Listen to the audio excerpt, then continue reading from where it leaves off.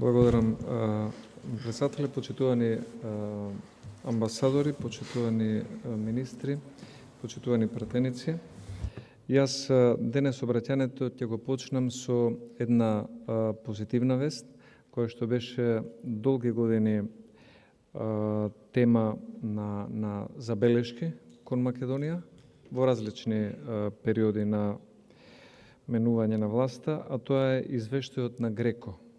Во извештајот на Греко, објавен во Страсбург, групата на држави против корупцијата на Советот на Европа ја затворија својата постапка за усогласување за Македонија во петата рунда на евалуација. Го поздравуваат напредокот во борбата против корупцијата и спроведувањето на препораките насочени кон минимизирање на овој феномен во невисоките извршни функции на централната власт и на Министерството за внатрешни работи. Ова го истакнувам како многу добра вест, затоа што неколку предходни влади ја изгубија довербата, не само од домашната, туку и од меѓународната јавност, токму заради преголема распространетост на феноменот на корупција и исто така премала политичка волја и заинтересираност да се спроведе нешто по-сериозно во борбата против корупцијата. И ова го споменувам затоа што и од страна на Европската комисија често ни било укажувано дека ако направиме напредок во ова поле, дека ќе го зголемиме и кредибилитетот и репутацијата на самата земја како кандидат за членство во Европската унија. И сметам дека ќе биде сериозно земено во предвид. По однос на председателството на Кралството Данска со Европската унија, им пожелувам многу успех. Имаат амбициозна агенда во не баш најповолни геополитички услови.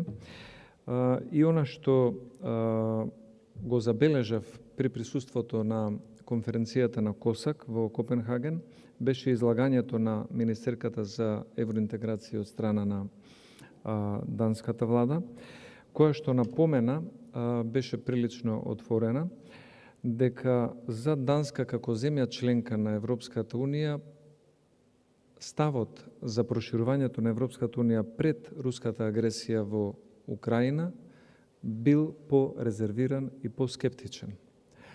После руската агресија врз Украина, ставот на данската влада по однос на темата проширување се менува и е позитивен. И се надеваме дека тоа нема да биде, како што каже и самата амбасадорка, само заради Украина, туку дека ќе биде и за целиот регион и за сите оние земји кои што долги години, макотрпно, се трудат како земји кандидати да направат чекор напред кон евроинтеграциите. Но мојата лична забелешка е дека Европската унија има еден сериозен недостаток. Тој недостаток е што нема капацитет да зборува во еден глас на глобално ниво, нема капацитет да зборува во еден глас дури ни на темата проширување, се додека едногласно се одлучува во Европската унија на овие теми. Едногласното одлучување во ЕУ овозможува една земја членка заради нерационални причини или злоупотреба на билатерални проблеми да блокира процеси кои што имаат пошироко значење од било кој билатерални прашања на земја членка и земја кандидат.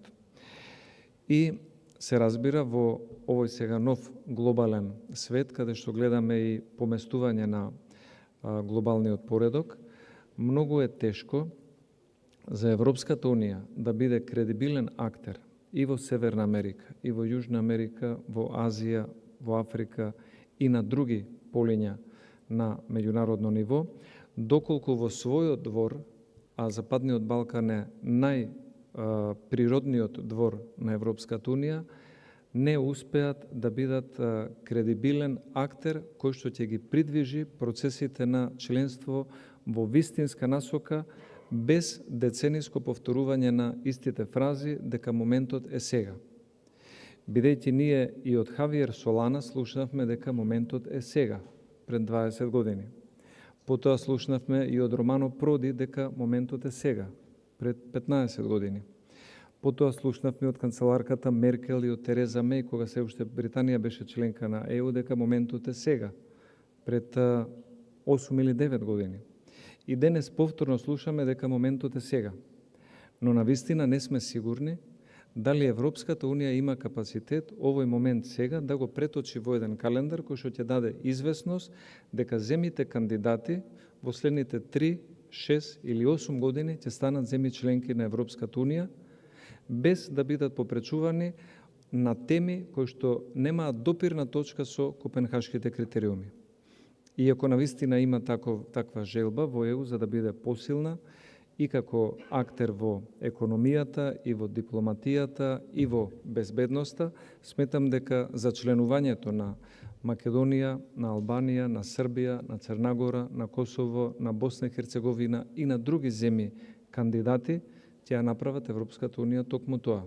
И посилна, и покредибилна, и самата за себе, но и на меѓународно ниво.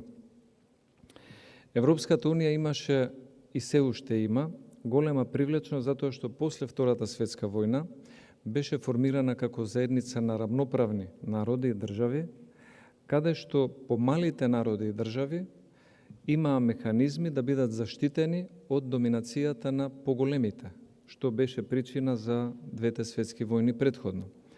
Но сега гледаме повторно дека некои земји членки, не само затоа што се поголеми, туку пред се затоа што се членки на Европската Унија, го злоупотребуваат своето членство и со билатерални прашања и спорови го блокираат процесот на евроинтеграција, вклучително и на Република Македонија, што сметам дека не е во согласност со вредностите на ЕУ во целина. И затоа мислам дека ова злоупотребување на билатералните прашања за наметнати билатерални спорови треба да биде надвор од агендата на процесот на проширување на ЕУ, доколку ЕУ сака да го задржи кредибилитетот. Доколку сме согласни да опаѓа влијанието и репутацијата на ЕУ во пошироката јавност, тогаш најдобриот рецепт е да се проложи на истиот начин. Но јас мислам дека треба начинот да биде сменет. И на крајот тоа што ќе го споменам е она што се случи во Европскиот парламент. Ние знаеме дека европските парламентарци, како и членовите на Македонското собрание, секој одлучува по своја волја што ќе каже, како ќе се обрати и како ќе гласа за одредена тема, но на отворена сцена да во законодавниот демократски дом на Европа да негирате постоење на еден народ само затоа што имате некакви аспирации или историски претензии кон истиот, сметам дека ја руши репутацијата на Европската Унија во целина и ја загрозува довербата која што ние треба да ја градиме меѓу себе како соседи.